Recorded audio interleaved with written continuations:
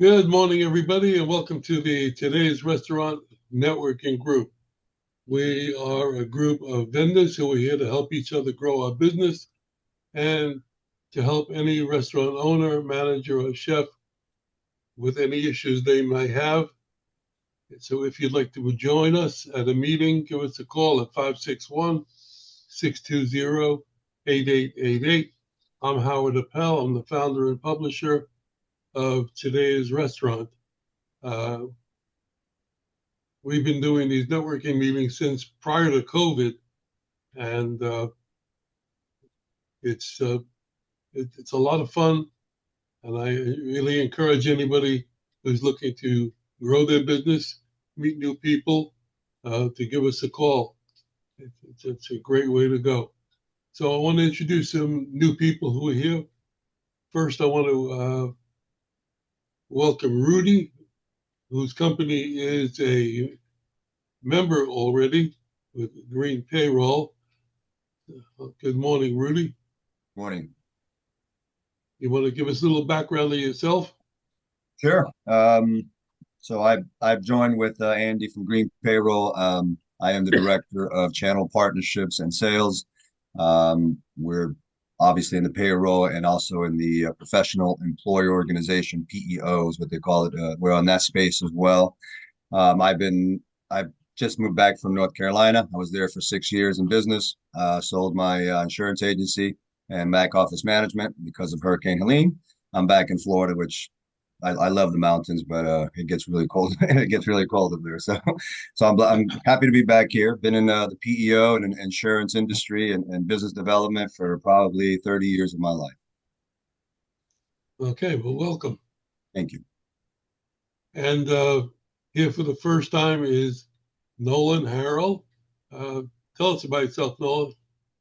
Yeah, good morning. Nolan Harrill with Supporting Strategies. I'm the business development partner for the company. We're basically a fractional or outsourced accounting department for restaurants and other businesses, keeping up with the bookkeeping, the accounts receivable, accounts payable, closing the books every month, producing financials, and we can bring some analysis to the table, show you some trends, read the numbers and give you, kind of a test at how your business is doing, how it's growing, whether it is or not.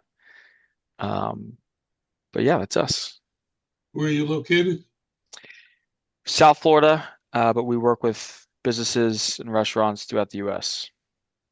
And how can we reach you?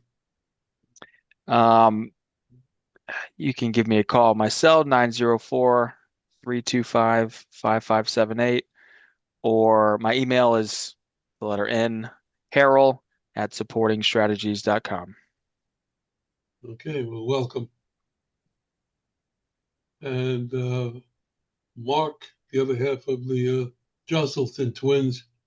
How are you? Sorry, I'm sitting in my living room here. We're doing restoration on this house, so um, um, I do tax credits with the state of Georgia. I do retraining credits. So I know some of you sell like POS machines or stuff like that. There's tax credits for the restaurant for retraining their employees with the state of Georgia.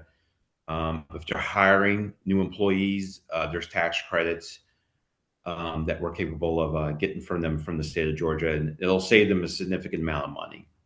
So we'll go through and put together all the credits, make sure it's applied correctly, work with their CPA, and then we turn around and have to work with their payroll company.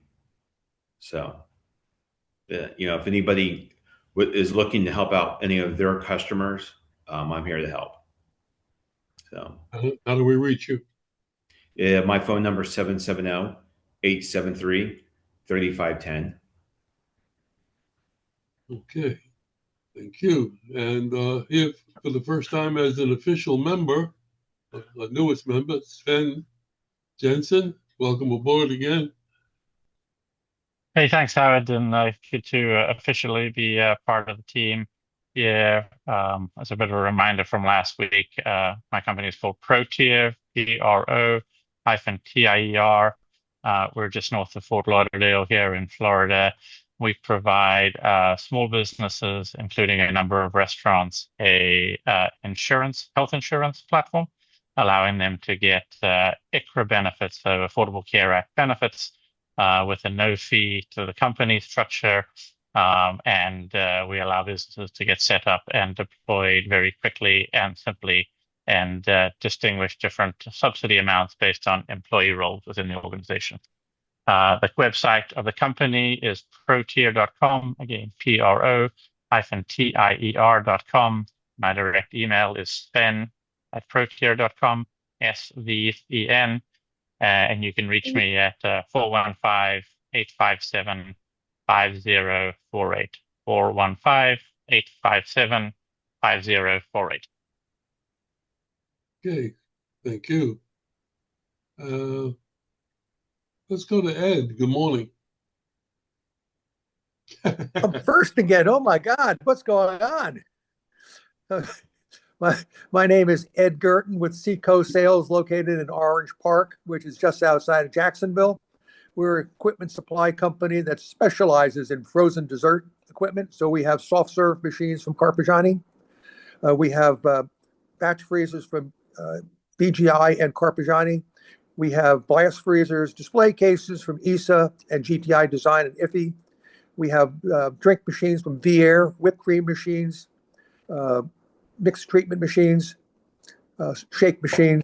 And we are supplying more and more machines now to McDonald's. So now you can go to a McDonald's store and actually get ice cream as opposed to waiting because the machine is down. So we're replacing Taylor in a lot of the stores. You can reach me at 904-334-4489. Thank you. Are you going into the ice cream season now, or Always ice cream season?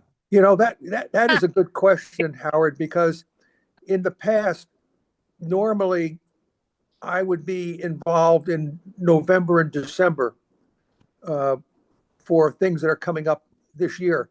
And that Right. hasn't really happened so far this year. It's been quiet.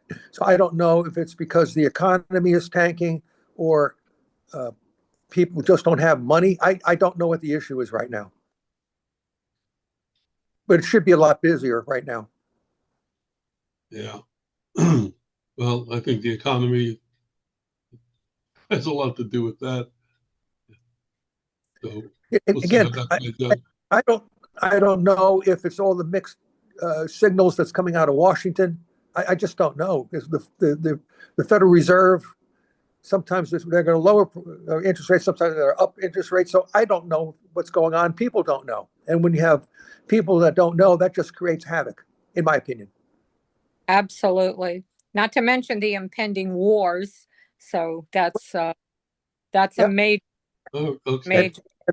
And the price of gas going up like $1 a gallon in the last, 3 weeks? Right. Yeah. Over $1 here. California, my son pays 8 something, almost 9. That's ridiculous. That's I know. Don't get And me started. he has a From what I understand, in California, the last 2 refineries are closing down. Large refineries are closing down. Well, So I don't know the, where they're going to get their gasoline from. the state of California is closing them down. No, my understanding is those refineries are closing because they cannot meet the requirements that the state of California put out for CO2 emissions and for whatever it is. Exactly. Yeah, when you fly into LA, all you see is a layer of smog. And being from California and it's living there my whole life, it's not fun. Yeah, So but the smog was there when the Spanish conquistadors went there. Because that's still like a valley, everything gets trapped. yeah. So when you got when the Indians were putting up smoke signals, they never left the valley. Well, all I asked was, are you selling ice cream machines? Okay. Jeez. So we got News. sidetracked down to California. All right. Next I month. have something I wanted to show everybody after we do all our intros. It sort of relates to this. Let's go. How about Michael Smith? Good morning. Hey, morning, everybody. Michael Smith up in Jacksonville. I'm from California. Uh, I think it was great, but I am with Yeah. Era Group, expense reduction analyst. We're the global leader in that category. 1,000 advisors in 60 countries advise on about $2 billion in expenses a year. My interest is in the food service. We have a food service desk, really a core and explore strategy. Buyers for hire, work with restaurant operators on food pricing. So beat up Cisco and US Food, make sure pricing's really competitive and doesn't drift over time. So even a small little double-digit improvement on core food prices, broad line, really drives dollars to the bottom line. So that's the core. And then the explore, we have specialists in areas like merchant card fees, IT, uniforms, which is really a changing market right now. Linens, janitorial waste, trash guys, similar categories where again, we see contracts set and those fees sort of drift over time. So Michael Smith, 904 is my number, 710-6899. M Smith at A with a little circle around it. Era Group, like your ear, eragroup.com. Thank you. So A little circle. if you're working with a restaurant and they're buying produce, right, from somebody, and you negotiate the price with the supplier, Correct. That's a core business. and you get paid a part of the savings. Yeah, gee, it's like Ed. Ed, just talk about you're fixing the ice cream machines at McDonald's. Lead with your strongest line. Yeah, it's a risk-free model, gain share. We shake the couch and all the pennies and nickels that come out, we get paid from that. So it's a no-risk strategy to have us come in and take a look at your operating expenses, see where we can make some improvement. Well, what you do is pretty much needed by every restaurant in the industry. Howard, I want you selling for me. Absolutely. I think it's a great service that you provide. I told you we have another company in the 11 o'clock group that does the same thing. Yep. And they just started to hit their stride. They're saving some companies some big money. Yeah. And Good Michael, group. you said you are nationwide. Like, can you do this anywhere? Yeah, I mean, we have specialists that have worked with billion-dollar plus food service groups, hospitality groups, and we have people all over the place. So yeah, we go anywhere. Perfect. All right, great. Let's go to Nick. Good morning. Morning, everybody. Nick DeSantis. I'm with Brown & Brown Insurance. We're a large all service, all lines insurance agency, retail, wholesale. We own brokerages, so on and so forth. My specialty is in the hospitality industry. I do restaurants, chains, anything along those lines. We start to finish, we could start with builder's risk on a build out until the project's completed, and then insure any type of restaurant or hotel, or I do a lot of contractors also. So a good lead for me would be a hotel or a restaurant. Restaurants with 50 or more employees is preferable. And anywhere in the country, we're pretty much licensed in every state. Nick DeSantis, Brown & Brown Insurance, 386-299-9540. You mentioned working with franchises, and you can see I have a background today, and I want to give you some numbers that I learned this morning. Anybody have a guess how many restaurants there are in the United States? 1 million. Close, but no cigar.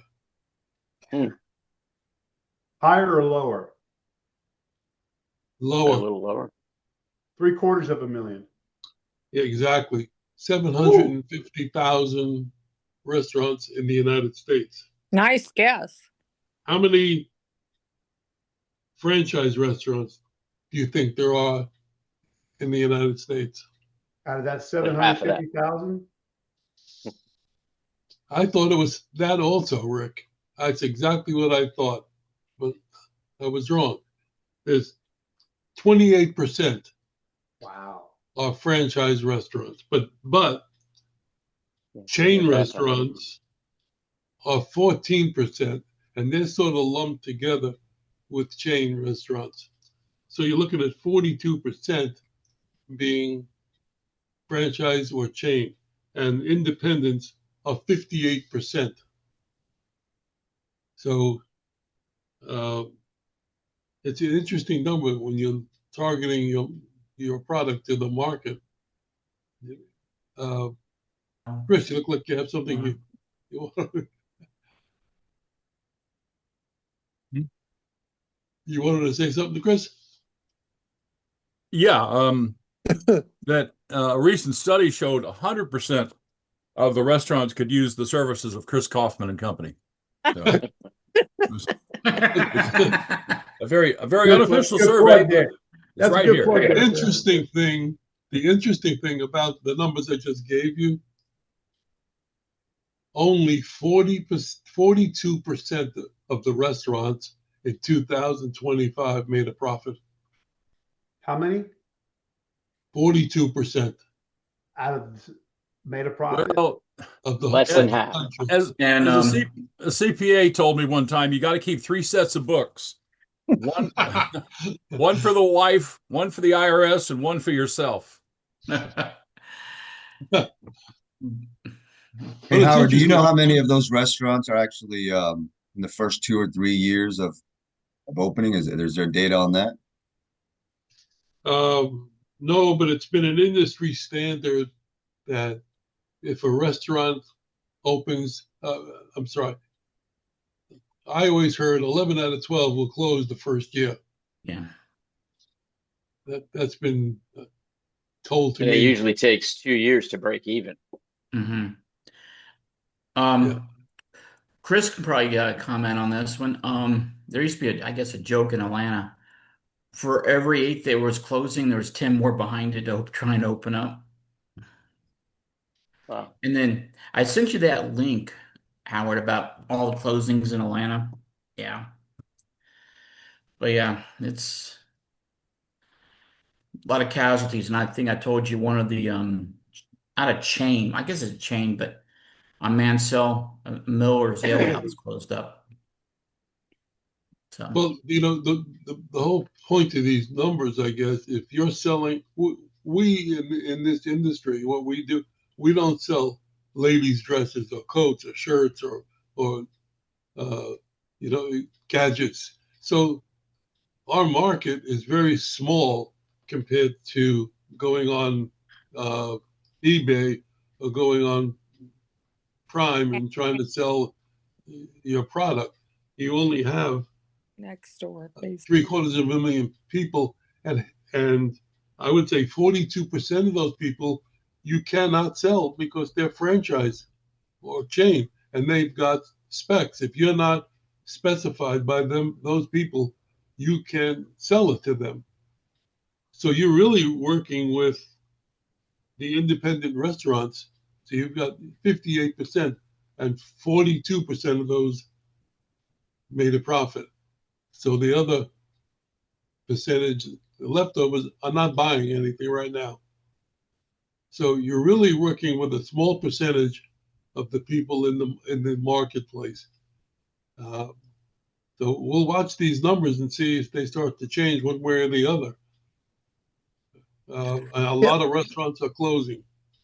Yeah, Howard, but there's one thing I will say, the fact that we're doing more and more work with McDonald's has opened up for me some other businesses that probably I wouldn't even thought was possible.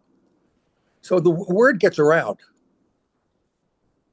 But your company is one of the specified products. Is that correct? For McDonald's, but because we finally got into McDonald's and we're supplying material equipment, there are other businesses now that are coming to us looking for product because they understand we're supplying McDonald's. So it does open up the fact that you go to a chain and you spend a lot of time on a chain and you get in there does sometimes open up other doors for you. Sometimes. Absolutely. But most of us are not selling a product that's specified by the franchise. Most of us, Okay. I would think, based But on Well, yeah. look. because if they know you're a McDonald's distributor, that's top of the line in anybody's book. So they're going to trust you with, you know. Terry, that's exactly right, because I get a phone call every now and then from somebody who says they understand you supply that machine to that McDonald's in Brantford, Florida. I'm looking at opening an ice cream store. What do you have to offer me? And that would have come forward before. No. Can you promote that? Can you promote that you are a qualified vendor for McDonald's? Good question. I don't know if I can or can't. I don't know what kind of restrictions. Try and find out. I'll find out. I think that would be really good, Ed, and then we could use that as a press release also that I could put in you. I know that some of the equipment that Carpigiani has developed that is now in some of the McDonald's is priority to McDonald's, and we can't sell that to the general market for a period of years after it comes out.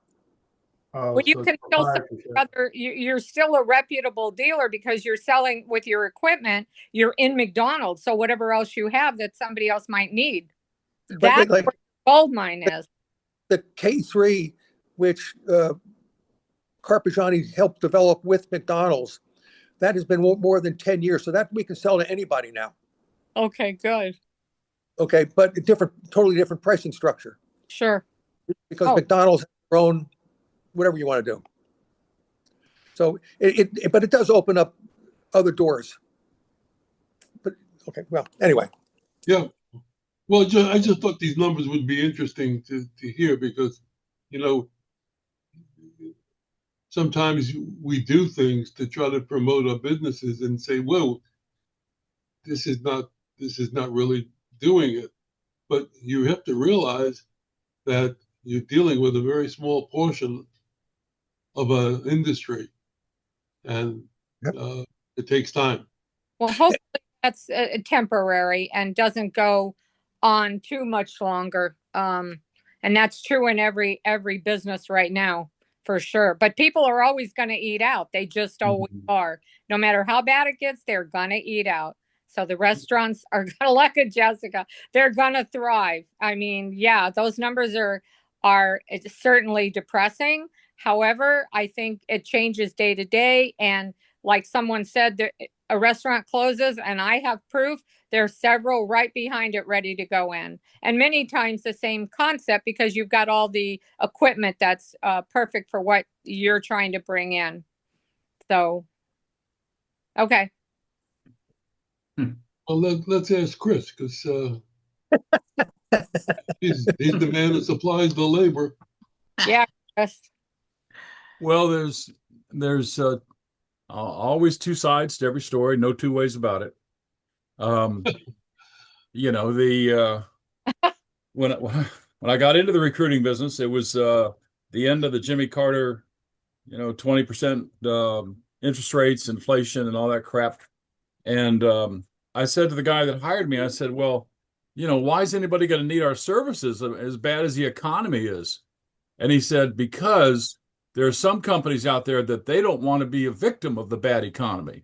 So they want to bolster their talent. They want to make sure they've got better talent than the guy next door so that they can weather the storm. And that happens to be true today. It happens to be true all the time, actually. But when there's bad economic malaise or overhang of people not feeling all that slick, which I fully understand. I mean, the gas prices I pulled in the other day. The guy said, fill it up. I said, no, just $500 worth. So, it's getting rough, kids. So, and that's going to take some money out of the restaurant budget.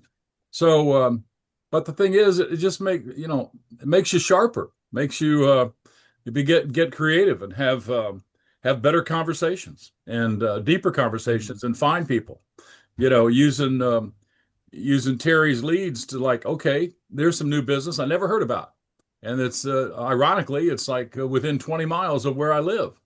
So, and digging deeper to find talent. And on the one hand, you'd think that talent would be readily available because there's a lot of people, a lot of places that are closing up. But on the other hand, when that happened big time during the COVID circus, a lot of people just flat out left the industry because they felt they were lied to. And the lie was, if you work in the restaurant business, you'll always have a job until your place closes. And then that became kind of a wake up call for a lot of people. So the talent, I mean, the search for talent, it continues. It's people always trying to get the smart companies are always trying to make sure they're going to stay strong, and no matter what happens out there. So, but in a way, it makes selling my services easier. In a way, it makes it difficult because people go, well, we're on a sales decline, or they hate to admit that. They say, we're on a sales adjustment, and but the people who've got any sense of history of the industry will realize this too will pass, and just be prepared. So, well, what you've been saying over the last couple of weeks sort of shows how people have to pivot and have to change. You mentioned that anybody applying for a job now would have a heads up if they were bilingual. Absolutely. Yeah. Well, I just got this assignment the other day. And I had to ask the owner the question, this sous chef situation, do you want the person to be bilingual? Because I didn't want to get caught down the road and find out, oh, by the way, we need somebody who's bilingual. Oh, and he said, oh yeah, absolutely. Because they're not used to putting that in there, but now they are, because the kitchens are very strongly populated with Hispanic workers. And but what's great is when you have an Hispanic sous chef who comes from the old country and adapts well to the new country, and is a genuine bilingual type of person. Sometimes they kind of brush it off and they say, well, the candidate will say, well, I'm not fluent, but I understand kitchen Spanish. Well, there's Kitchen Spanish 101, Kitchen Spanish 201, Kitchen Spanish 301. So, but it's coming, kids. I mean, if particularly in the culinary area, if you're not speaking Spanish. Interestingly, the article that's going to appear, well, it's actually on my website now in the blog section, deals with the realities of labor and what you can and cannot, what you should do and what you shouldn't do, and dealing with undocumented labor. So go to our website, trnusa.com, and go to the blog section. You can read that. It's an interesting article written by one of our 11 o'clock members. Steve Whitehill joined us. Steve, we were just talking about the industry, the change in the industry, restaurants going in and out. I made some numbers that 58% of the industry is independent restaurants, and the rest are franchise or chain restaurants. So you in particular have a handle, hopefully, on the industry coming and going as a business broker. I have, and right now I was going to give an ask to the group because while I have tons of restaurants for sale, I have a client, and I spoke to, where is he? I spoke to Chris about it indirectly. I have an Italian couple. They're in the, it's sort of funny. they're in the pizza business. I mean, he's a pizza chef, and he wants to open a pizza restaurant. Go figure, right? Um, it's right, exactly. Uh, it's and they don't have a lot of money. And that's what the second part of the thing that most people don't realize. People coming from overseas, wanting a visa to live here. It's very doable with typically it's an E2. I like an L1 better, but I'm not going to go into discussion of visas. But essentially, each visa calls for buying a business and then using that to come here and operate the business, and that's a very doable thing. But the trouble is, most of these people don't have significant money to do it. So, and this couple has approximately $100,000 to spend, and that just doesn't go very far. Nope. And so, it's very, very difficult. So what I'm looking for is a business, preferably Italian or a pizza place that they could buy somewhere in Florida. That's their desired location. Now we've gotten to the point which I'm not still crazy about, that maybe buying a business, restaurant that's going out of business, or let's say is on decline because they have great confidence in themselves, and doing it, maybe even a closed one, but is in good condition. Um, the trouble I have with those is it's not that they can't be redone. Listen, they may be the greatest pizza makers in the world, but it requires additional money and time. It's why I like selling new businesses. When I say, excuse me, selling existing businesses as opposed to people starting a business. When you start a business, you don't make money instantaneously. It takes time. You not only need money to build out whatever kind of restaurant, in this case, that you want to build, but you need money to live on and pay people until the restaurant starts making money. That's right. Okay. Now, I used to say I'm not really, it's sort of a number I picked out of my tush, where it's going to take you 3 years, but I don't think that's incorrect before you start making money. It's certainly not a month or two. So you better have a fair amount of reserve on top of everything else. Where if you buy an existing business, it's working. I mean, it may not be working the best. Maybe you know how to fix it. Maybe you can do better with it, but it's working. You're making money day one. So ideally, I'd like to find them a pizza place that's that's working, so they don't have to deal with this. And when you come from another country, one of the things I talked about all the expenses they're going to have. One of the things I forgot to tell them is, oh, by the way, you have to buy a car and it has to be for cash. Because when you come to the States, you don't have any U.S. credit. We go in, we get a loan, we lease the cars. But they can't do that. They don't have a social security number. They don't have and therefore they don't have any U.S. credit. So it's a lot more complicated process and difficult for them, and it actually requires more money. And I That had restaurant that I told you about that was available, the Italian restaurant in no, it but I'm going closed. to take it after this conversation is over. I'm going to take it down. I'm going to check it out. It's closed.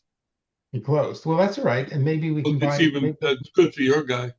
Yeah, maybe they can buy for key money, which is a term I guess Right. I've heard about before, but never explored because normally I don't deal with that kind of stuff.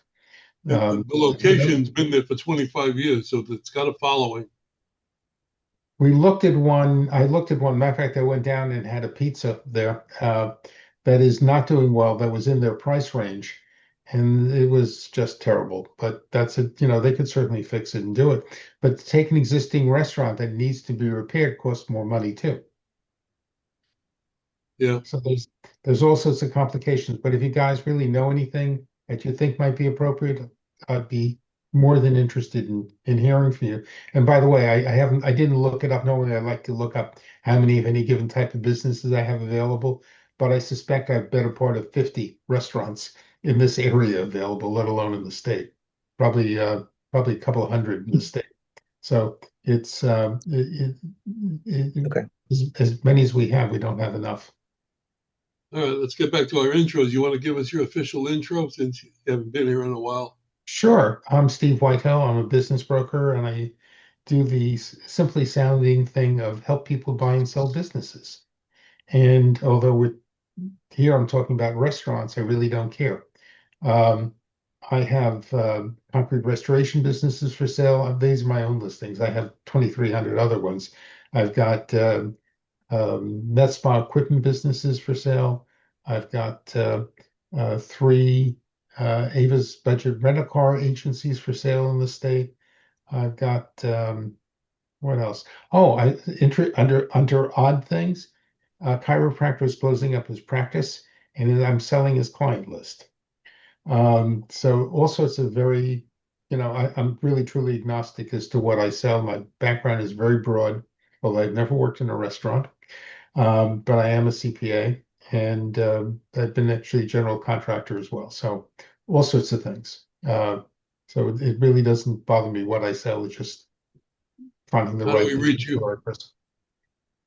How do you reach me? You can reach me at either through my phone, which is 561-376-7500, or you can send me an email at Steve, Stevee, at anchorbb.com. And I Okay. appreciate the opportunity. Chris, you want to do your official intro? You didn't do Yes, it. Chris Kaufman, restaurantallstars.com, providing restaurant talent to restaurant owners, operators, anybody looking to enhance their lineup of management talent. 404 All-Star, 404-255-7827. Two shout outs. Number one, Sven, I want to get a hold of you. I know we kind of exchanged emails last week, but I'm going to give you, I wrote down your number. I'm going to give you a call. And Rudy, I like what you said when you mentioned the phrase, and I've been doing this work 30 years of my life. Okay. Because the flip side of that is I told a guy one time years ago, I said, I've been doing this all my life. He said, what? I said, I've been doing this all my life. He said, you're not dead, are you? I said, no. But the way you said it, Rudy, is the best way to say it, which is I've dedicated 30 years of my life to this business, which is, we know you're alive. So that's just a little thing on communication, if you will. One last thing on communication. I took a buddy of mine from Vidalia. He really never been out in the world all that much. Went to Savannah, a really nice restaurant. And I said, well, what do you want for dessert? Something to drink? He said, I'd like a cup of that Chino. I said, what? I said, I want a cup of that Chino. You mean cappuccino? Anyway, and one last thing on this menu at Frigates, which has two restaurants on the east coast of Florida, it says right there on the menu, an automatic 20% service charge will be added to all customers' bills to ensure fair wages to the staff. It doesn't say if you're happy with the service or it may be added, it will be added. Wow. Did you say Frigates? Yeah. I live close by Frigates. Yeah. North Palm. All the frigate That's luck. becoming more common, actually. I've seen it elsewhere. Just to put a mandate out there, we will charge you 20%. Whoa. That happened to us last weekend in Fort Lauderdale Beach when our granddaughters flew in for spring break. I took them down, and let me tell you what, that's exactly what it said. And then when they came around for you to pay, they also said you need to add a how did he put it? Oh, you need to add a tip for your waiter. And I said, well, what was the 20% for? And he said, well, that's for the staff, so that they all get paid. So I had to do an additional tip to the waiter, which came out to like 30-something%. Insane. Yeah, so that does happen. Yeah. So Terry, that happened to my nephew. He got a job at an Outback Steakhouse, brand new, and servers only get paid $2 an hour plus tips. Well, he's a runner, so he's doing all the work for the server after they take the order. Well, they had to raise his pay to equal what the servers, the order takers, were making, so it seemed equal. Because they, something to that respect, because they were actually getting paid less than what the servers were making after tips, and they were doing the delivering of the food, the clearing of the table, and they just take the order. I get it. I get Well, it. But so, boy, 30 something percent is a lot of money. Yeah, Well, they can't take that 20% and split it between everybody. They got a problem. now let me get through the intros. Rick, do your intro. I'm sorry. Get back to the intro. Do your intro so we know who you are. Well, everybody knows who I am. No, we do. You're a legend. We want to in know your who own you line. are. Good morning, everybody. Rick Israel with Lifeline Insurance Consultants here, based in Huntsville, Alabama. We are an independent brokerage firm. We help individuals leaving the group world going into Medicare, but we also do full level funded benefit plans for companies along with self-funded plans. We also do all the voluntary benefits. We work with carriers like Guardian, Principal, Aflac. So we do pretty much all the voluntary benefits. And I guess what we look for are companies that have individuals that are going to be retiring, leaving the workforce, trying to figure out what they're going to do with their insurance. So that is our best individual that we would like to work with. So I can be reached at 256-746-9581. And if I don't answer the phone right away, forgive us, because we just got new phones and I'm looking at it going, how the hell am I supposed to use that thing? So yeah, that's how it is today. Call Jessica. Jessica, give us your intro. Got to figure out how to get off mute. My mouse disappeared. I was like, oh no, here I am, the technology girl, and I can't find my mouse. So yes, if you got new voice over IP phones, Rick, let me know and I can somewhat walk you through it. I know how to work those. Thank you. All right, guys, I'm Jessica Kirby. I work for Spectrum Business.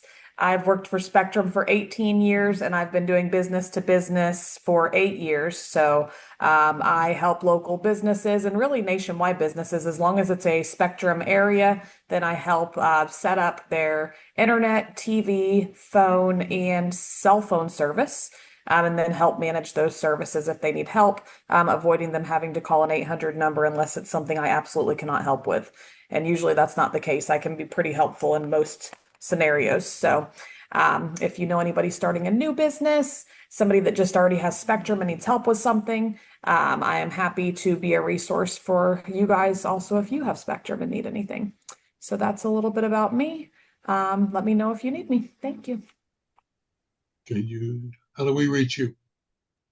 Thank you. I always forget that.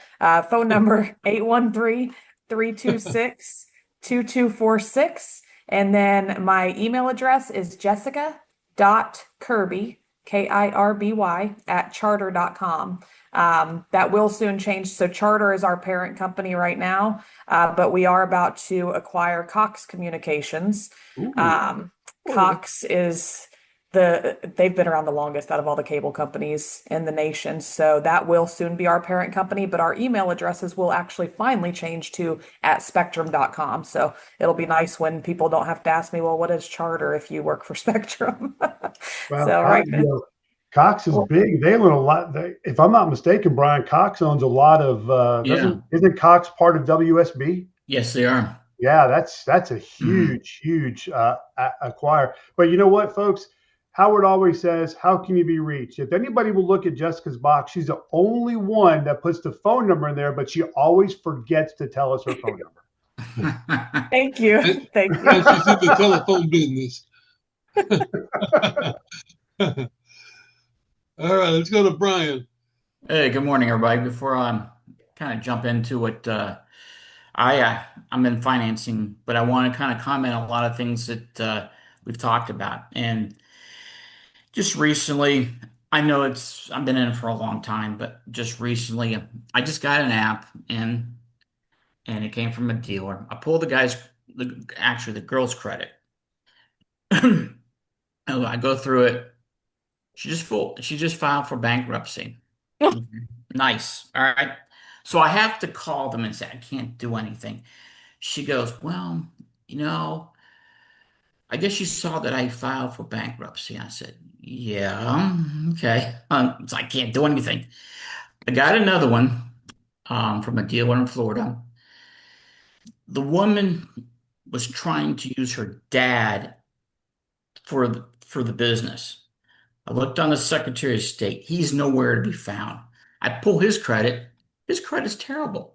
So I call her. Can we use you? No. I said, okay, why? I just can't. I want to use my dad. I said, well, I can't. Well, one, your dad's not on the business, and your dad's credit doesn't look like he pays his bills. About about 40 90-day lates. Okay. So that says that you're not paying your bills. So I've seen it all over the years. People try to pull things and on me, and I don't let it slide because it's we're talking about financing. And for all of y'all new people, what I do is I'm in the commercial equipment financing side. I work with dealers, I work with end users, I help them obtain financing for their projects. It could be a small, large project, all different types of equipment. We will work with startups. Startups are somewhat a challenge at times because, like I said, the credit is not always there. They think that they got grandma's recipe, they can open up a restaurant. Okay. And again, we talked about failure. I hate to say it, a lot of times those guys don't make it.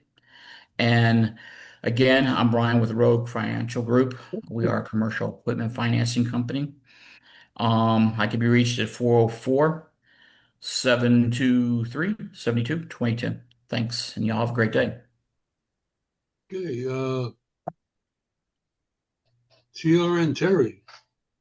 Hey there. Notice my background. That way I don't really have to say anything. Me and my crew handle the restaurant lead reports monthly.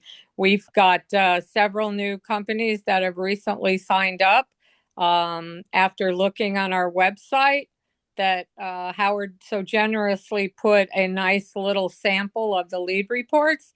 Go to trnusa.com/leads, and you'll actually see a sample in an Excel spreadsheet of what it looks like monthly. It doesn't have the email addresses, but the monthly ones have them. They have the owners' names. They have the phone numbers. They have about when they're opening. Some go out as far as 2028. Some haven't even broken ground yet. That would be in the first column. Much information. It's a very dense report. A lot of questions. If people ask, they'll call, they'll send me an email. Hey, I see this and I really want to get a hold of this guy. I know Brian's done it a few times and I can get usually what they need.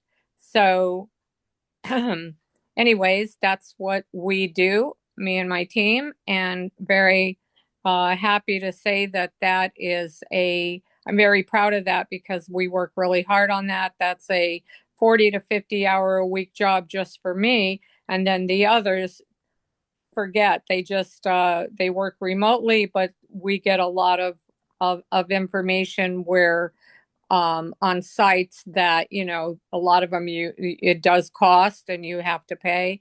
There's government sites, there's DPPR, which comes in, and a lot of stuff, honestly, I find on personal platforms as well. So there's sometimes a lot of digging. You can go a half an hour looking for just one email, like trying to get their personal email. And it works. So anyway, that's what we do. Have a very nice weekend. All right, before you dismiss everybody, I want to double back. No, what? I want to double back to Nolan. If you want to add or change anything that you said, now that you've seen what we do. Not necessarily. I mean, it seems like a great group. Thanks for having me. Yeah, again, we're more of the day-to-day accounting for businesses. We don't do taxes or audits. But if you need help with ongoing accounts receivable, accounts payable, we'd be happy to help. All right. Well, welcome. Hopefully, we'll see you back. Rudy, you want to change anything or add anything? No, happy to be part of this group. Andy was telling me a little bit about it, and I'm a big one-on-one person, so I will try to get everybody's email and have a one-on-one 20-minute conversation and see how we can help each other grow businesses. But the business that I'm in is the payroll side. If you have a business, you have employees, somebody's getting paid. So so Yeah. it's very simple, but there's more than that. And so my thing is to, like I said, one-on-ones and get a little bit, to know you a little bit better and what your business is and see how I can help. Yeah, I forgot to mention at the beginning of the meeting, at the end of the meeting today, I will send everybody a spreadsheet with everybody's contact information to make it easier for you to get in touch with everybody. And also for the new folks who are members, newer members, try to schedule a presentation to the group so that you can go in depth with what your company does, so that we understand it fully, so that we can help you and refer you to our clients. So give me a call or send me an email and we'll schedule it for you. Anybody have any wants and needs that they want to bring up? Now's the time. If not, another good meeting in the book. Yeah. We'll see you all next week. Have a great weekend, and let the sauce be with you. It is. Thanks, guys.